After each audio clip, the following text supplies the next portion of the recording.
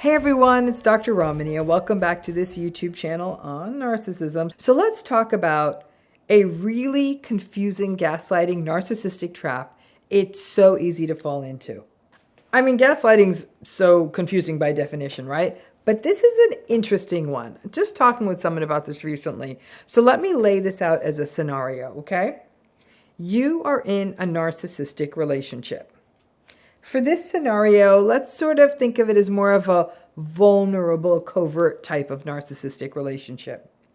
And in the beginning, whatever anemic love bombing comes and goes, you start settling into a rhythm.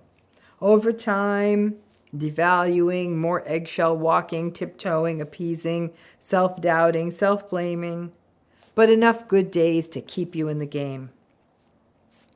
Then one day, your partner, narcissistic partner, says to you, hey, your friend Mary, I don't know, there's something weird there. Remember how the other night at dinner when people were talking about your new job, she didn't even say anything. Your partner may even double down another time. Why doesn't your friend Mary ever respond to you? Like, what's up with her? I don't know if I trust her. So you listen to your partner. You listen to them a lot more because you probably spend more time with them than anyone. Maybe they're right. Maybe Mary was quiet at the dinner. Or maybe she didn't respond. This new narcissistic relationship may be taking up so much of your time anyhow that you aren't spending as much time with your friend Mary. But your partner, who does have more contact with you, plants a seed of doubt. You have enough damn problems now dealing with this slowly indoctrinating and encroaching narcissistic person, as well as all the other stuff in your life. So, maybe you don't stay in as much touch with Mary. Maybe he was right, and she is a little weird. And then you look up, and the months have passed, and you and Mary are out of touch. Maybe she tried to reach you a few times, and you never got back to her. Then time goes on and you get into an argument with the narcissistic person. You might talk about feeling isolated or that you don't see your friends anymore. And your partner says, that's not my fault. That's your problem if you don't get in touch with your friends. And you may say, but you told me not to get in touch with Mary. And they say, no, I didn't. And you think, here they go gaslighting me. And your partner then says, I told you Mary was weird. I guess you do too if you ghosted her. Then the confusion hits you like a tidal wave. Wait, that's right. They never did tell me not to call Mary. I didn't call Mary. Is Mary weird? Wait, what? Now you're really confused. Isolation is a key element of all toxic relationships. It makes gaslighting more potent if there are no dissenting voices to the narcissistic gaslighters. Now, the malignant narcissistic folks, they go in fast. They just isolate you, right? They put trackers on you. They cut you off from the world. That's the kind of isolation we see in dynamics such as coercive control. However, in other forms of narcissistic relationships, it's a more insidious form of isolation. Often in those relationships, they don't just tell us to not call our friends or family. They just aren't supportive of those relationships. They make digs, comments, may even make us suspicious of these folks. Remember, you're already doubting yourself because of the narcissistic relationship. But you also may not get it, and you may want the relationship to work. So they may play on a plausible seed. For example, you may have been competitive with a sister, but it was healthy competition. And the narcissistic person may take that seed of competition and play upon that dynamic. So they don't directly say, don't call your sister, don't spend time with your friends. But there's a sort of disapproval hanging in the air. As though if you did spend time with these folks, you'd be criticized or questioned. Things like, why are you choosing to spend time with someone who's weird? What's wrong with you? Or what is up with you? Like, is it so important? Your sister's always so competitive with you. Like, what's that about? And you may have even initially pushed back on that narcissistic person's critiques of your friend. But if the narcissistic person is a louder and more consistent voice, and you couple that with the destabilization of the gaslighting and the manipulation, the narcissistic voice is going to win. With each day in a narcissistic relationship, self-doubt grows, and they climb into that and are better able to control and manipulate. But the trick is they don't directly tell you not to call these people. That becomes a sort of choice-ish. We often take the path of least resistance. It's the path that will lead to the least messiness in your narcissistic relationship. Like I said, it may play on a tiny seed of doubt you had about a relationship. Maybe Mary is weird. And these processes are slow.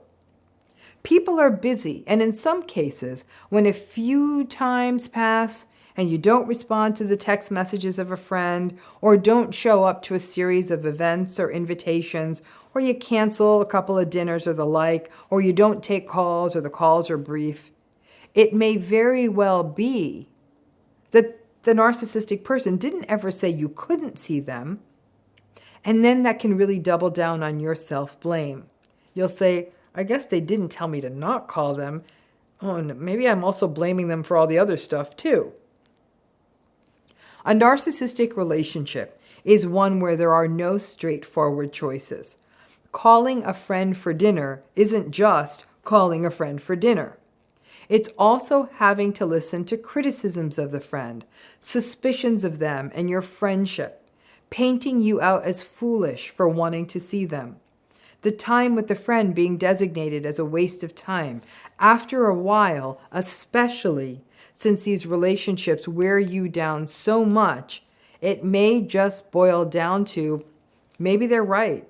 Maybe she isn't good for me, and is it really worth it just to have dinner? And this insidious process slowly breaks you down because you do become more and more isolated. And not in a way that seems like the in-your-face isolation of coercive control, but something more gradual. So you may not even identify it as isolation.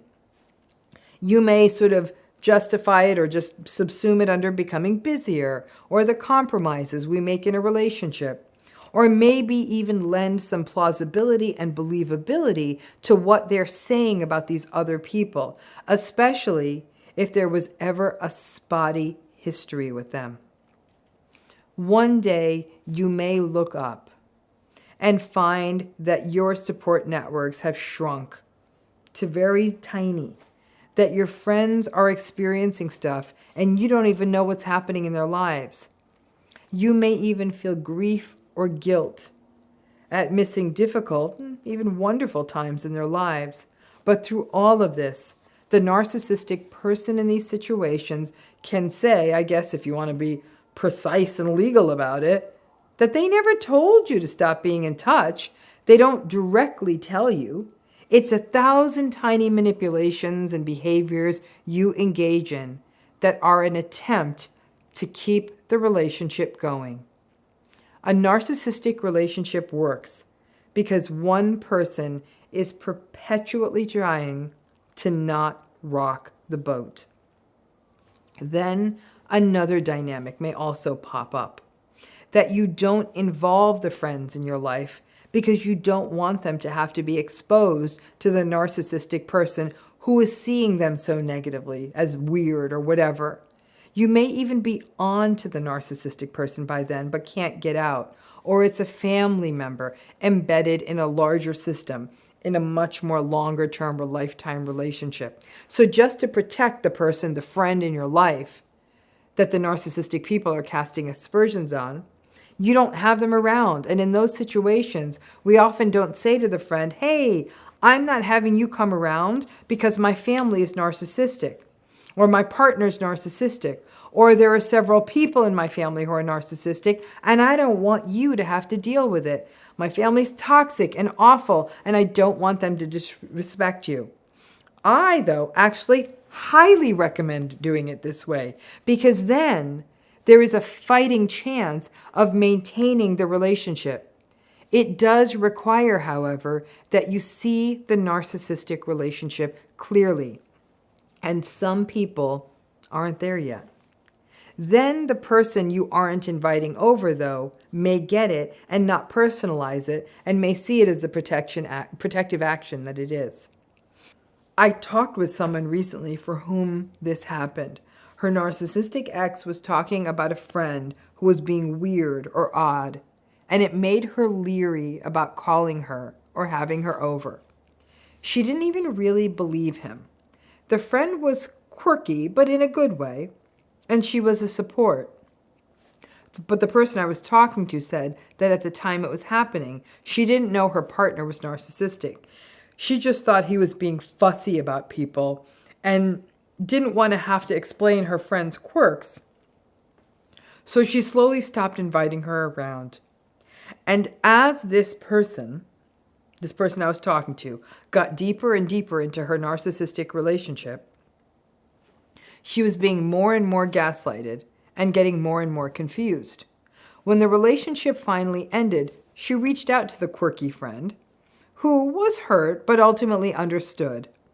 And the person I was chatting with said she was overtaken with grief at the amount of time she lost and recognized that she may have figured it out sooner if she had had supports like the quirky friend around her. She still blamed herself, and she said, I was never forcibly or kind of scarily stopped from seeing her. But then this lady I was talking to healed and understood how it all happened. Manipulation is often so subtle that it's impossible to spot. This issue comes up repeatedly when you even see cases argued in court on domestic abuse. You'll hear people saying, well, why didn't you say something? Why didn't you leave? But without understanding the dynamics of coercion, and the law has not yet caught up, it makes sense why people don't leave. And since many narcissistic relationships are not so severe that the dynamics of coercive control are in place, it's the tiny things, the bargains we make in our minds, the little hassles we don't want to deal with, the loved ones we don't want to have to repeatedly defend, the energy we don't have. They are clever enough to not say it outright, but can't see your friend, but get the same result with you in the hot seat. But this is why getting it is so important, so you can see these dynamics when they show up. And if you are stuck having the narcissistic person around, at least foster the workarounds so you can continue to be in the friendships and other relationships that not only matter to you, but that are going to be absolutely essential to your healing. Hope that was helpful, and thanks again.